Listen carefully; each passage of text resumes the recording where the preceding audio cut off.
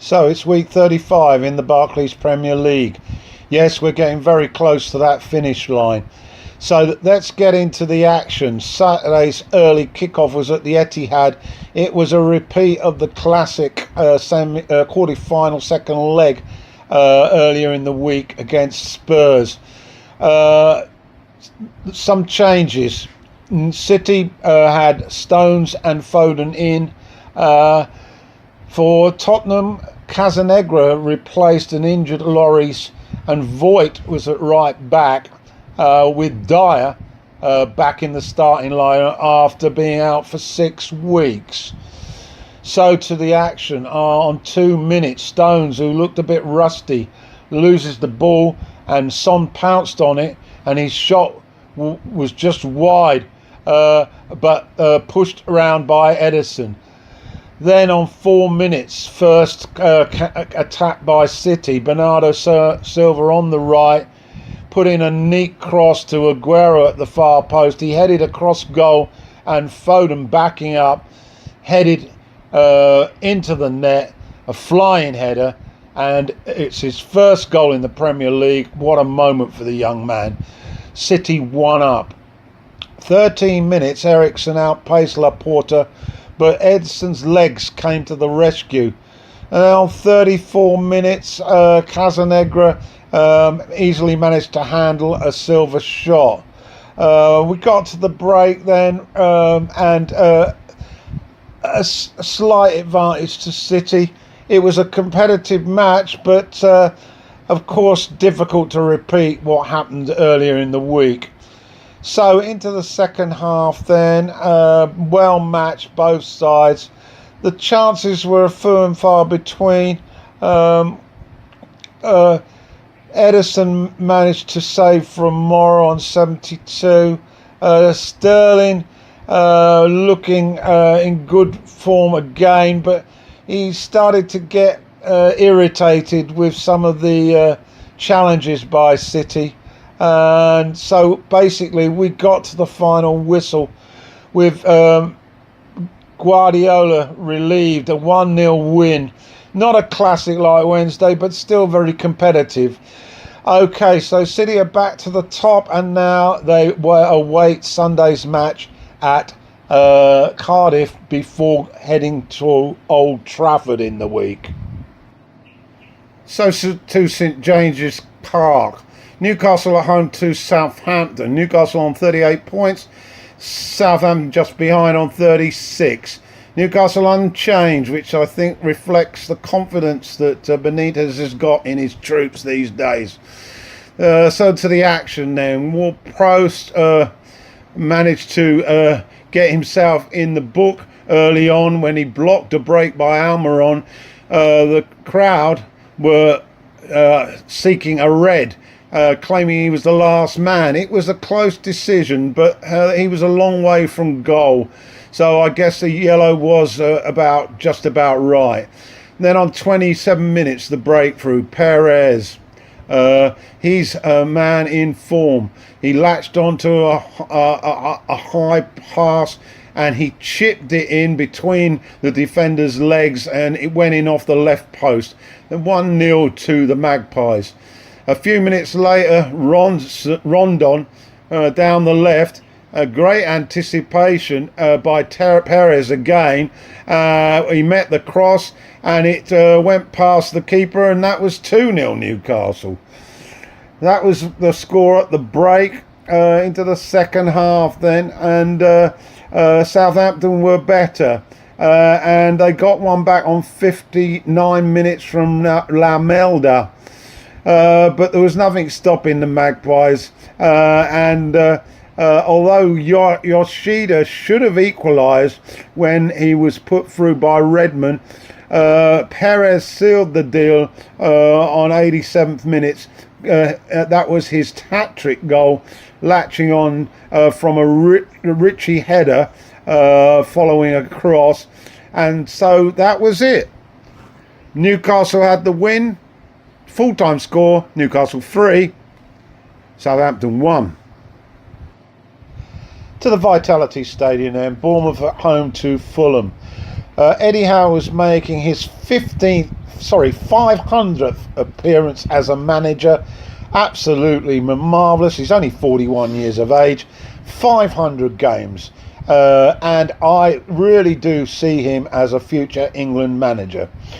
Stanislas was in for the Cherries. To the action then. King had an early effort that went over the bar. Bournemouth was certainly on top, although Fulham had their moments.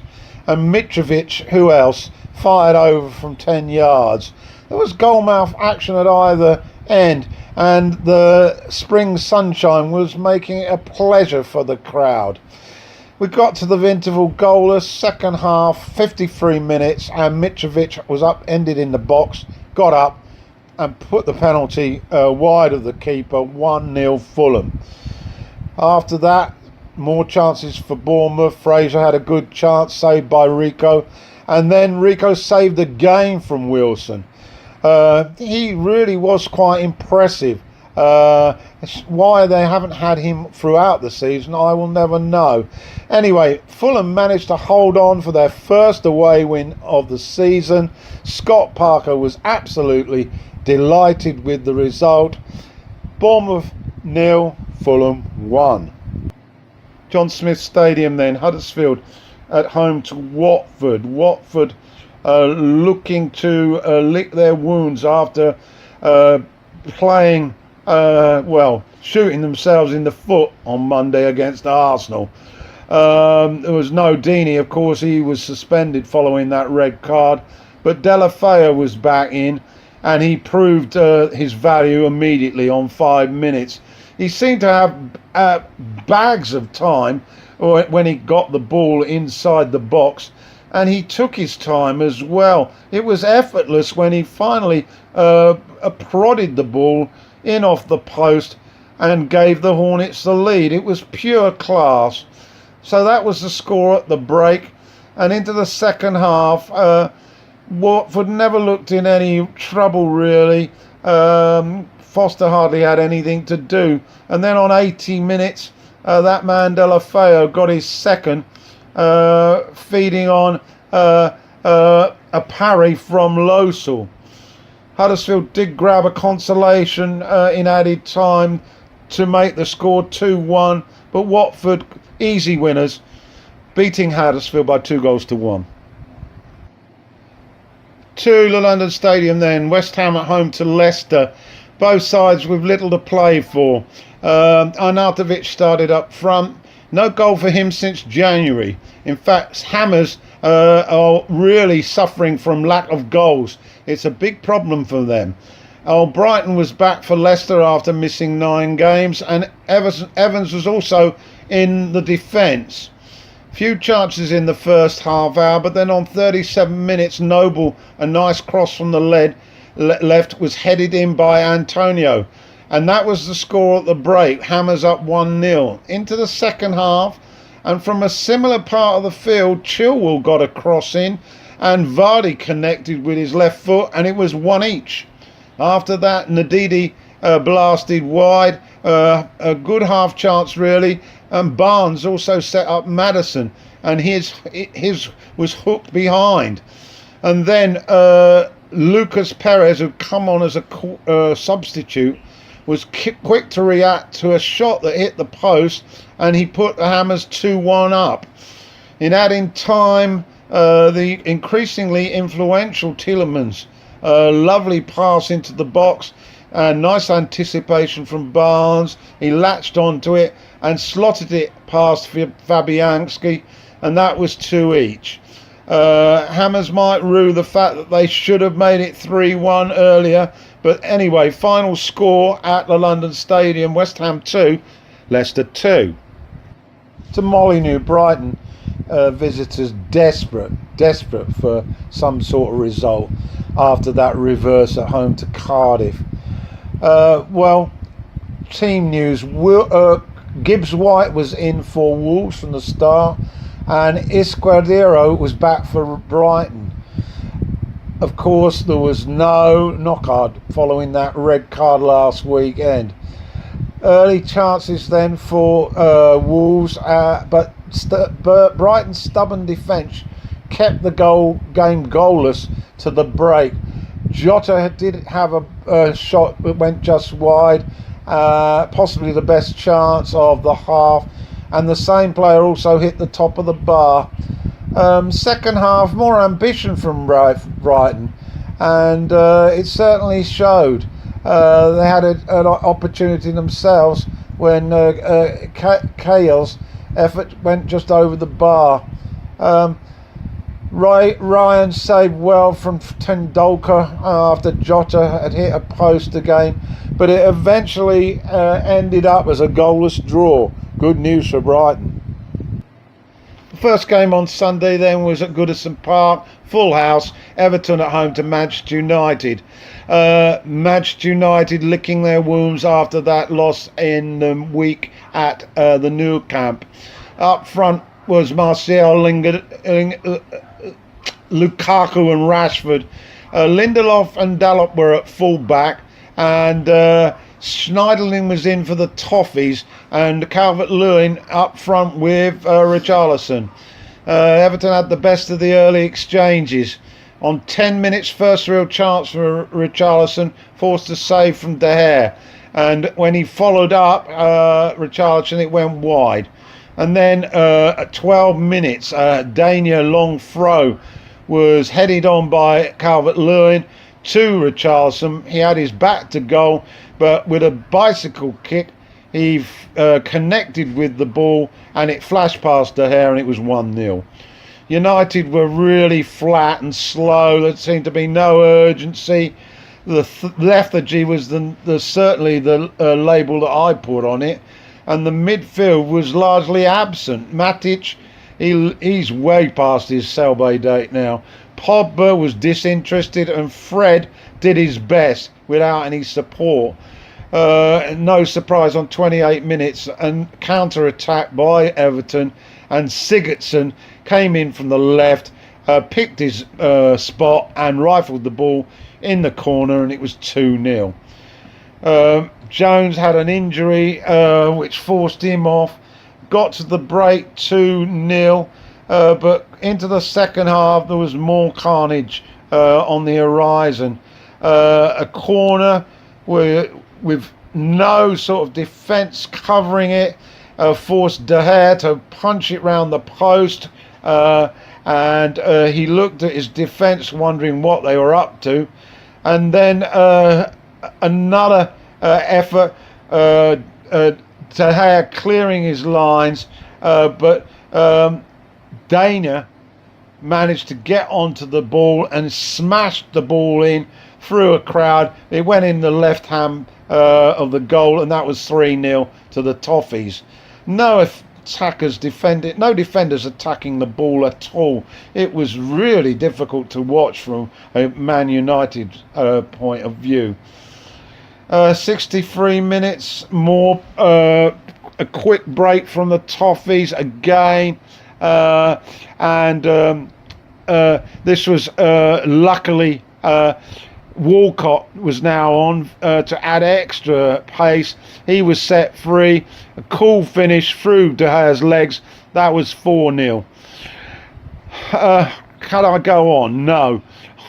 The first chance for United came on 71 minutes. Martial, it was wide of the target. Martial did have an effort on 86, but it was a pathetic effort and easily held by Pickford. So basically, the final whistle was a sense of relief. The Toffees had won by 4-0. Manchester United, the honeymoon is definitely over with regard to Solskjaer. Final game then on Sunday, and it was at the Emirates. Arsenal at home to Crystal Palace. Arsenal had a few team issues. Ramsey and Xhaka were both out injured. But Palace were at full strength and retaining Benteke up front, Townsend then on the bench. Ward was in for Van Arnholt, that one change. And pretty level first 15, then on 17 minutes a free kick from Milajovic, and he found Benteke completely unmarked in the 6-yard box, and Benteke's power header was far too strong for Leno, and Palace were 1 up. Well, Palace had the better of things, and towards the end of the half they could have gone 2 up when Benteke had another half chance, and Kenyatta warmed Leno's hands. Anyway, it remained 1-0 at the break, and then the Gunners had obviously had a talking to by Emery, because they came out all guns blazing, and within a minute a beautiful turn by Lacazette inside the penalty area. His reverse pass found Ozil running into it, and his delightful clip at the near post was far too good for Guanita, and that was a 1-1. But Palace, looking, I think, much improved team towards the second half of the season, and a lot of it down to this man Wilfried Zaha. And on 60 minutes he was causing havoc, and he forced a dreadful mistake by Mustafi, and he got ahead of him, a yard ahead of him, and he clipped it in the corner as Leno came out of his goal, and Palace were back 2-1 up. Well, after that, a few minutes later, minute 68, James MacArthur managed to get a final header from a Milivojevic corner, and Palace were 3-1 to the good. Well, Arsenal did react, and on 76 minutes, a great individual run by Aubameyang enabled him to enabled him to get Arsenal's second, although he did get a slight bit of luck as his pass rebounded back to him, but it was a cool finish. So 3-2, some nervous moments towards the end. The keeper, Guanita, made a couple of good saves on 87 and 89, but Palace absolutely delighted, as was Hodgson. They beat Arsenal by 3-2. Cardiff City Stadium then, the second of the matches on Sunday. Liverpool in town. Keita and Wijnaldum were in, but Fabinho was back on the bench. Cardiff relatively unchanged. They, of course, fighting for their Premiership life, and they had an early chance on 16 minutes when Hoyle had an effort blocked by Robertson after the cross came into the back post from the left. After that, main chances, half chances that is, went to Liverpool. Firmino had one on 21, and on 30 minutes, a cross from Alexander-Arnold at pace, Mane, and it managed to glide over. Character and fighting spirit were what we were seeing from Cardiff, and they were causing a few problems for the front three. However, 33, Sally managed to spin and create a yard of space, but then he was denied by Edridge, who blocked with his body. But then a possible problem for Liverpool at the other end on 43 minutes. Alisson managed to push away a Niasse effort over the bar. So the defence of Liverpool had to be alert. It was 0-0 at the break, and Cardiff were good value for it. However, you already always sensed that Liverpool could maybe go up a gear into the second half, and it was much the same with the best of the possession from Liverpool. Another shot from Mane went over on 50 minutes.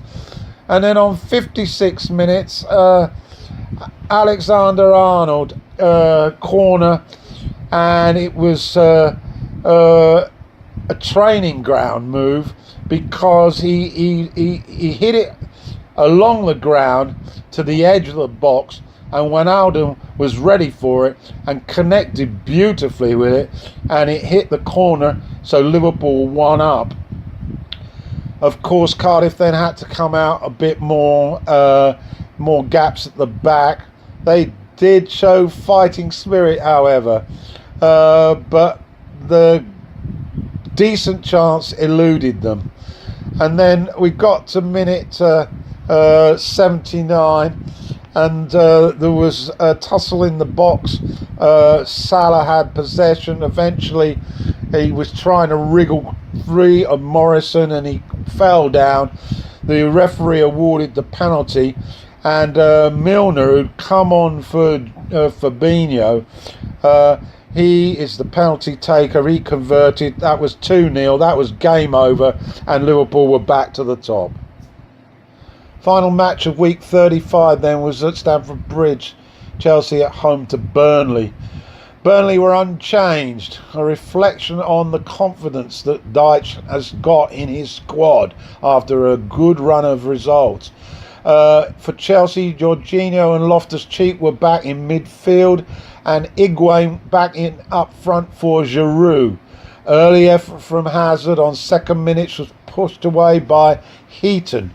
And then a clearance off the line on 6 minutes by me after good work by Higuain set up what was a really exciting first half hour.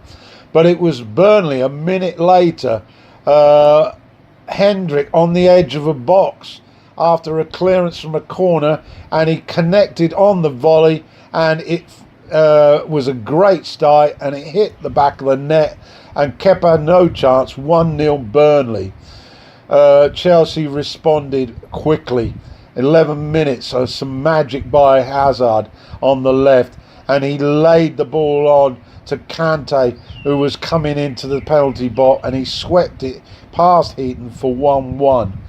And then 2 minutes later, some neat interplay by Higuain created a yard of space, and he hit the roof of that net with a rocket of a shot, and Chelsea had turned it round 2-1.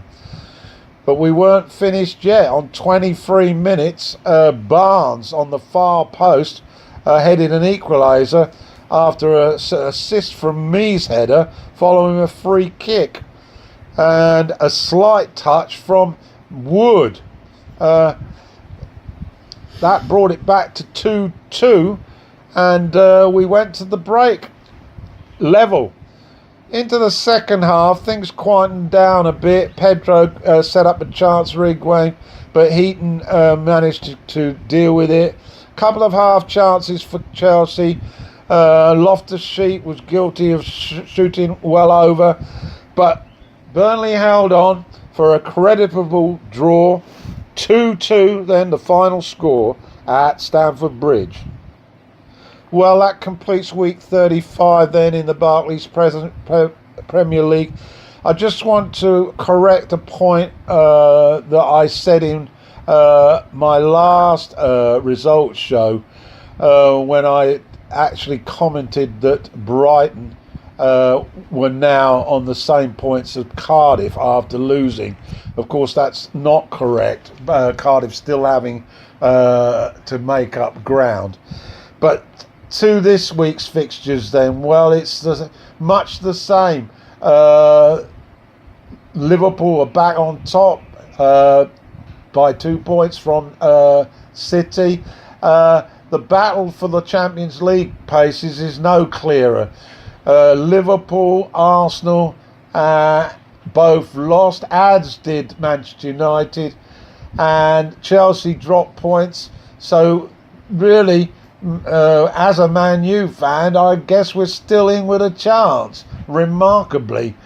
We'll soon see what happens on Wednesday as Man City arrive at Old Trafford. At the bottom of the table, it's much the same with Cardiff, another loss. They haven't made up any ground, and Brighton got a very useful point. So it suggests that they're now favourites. So that's your lot. My goal of the week. Well, that's an interesting thought.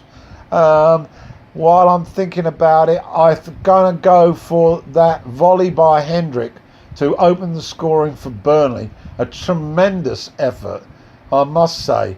And so that's your lot.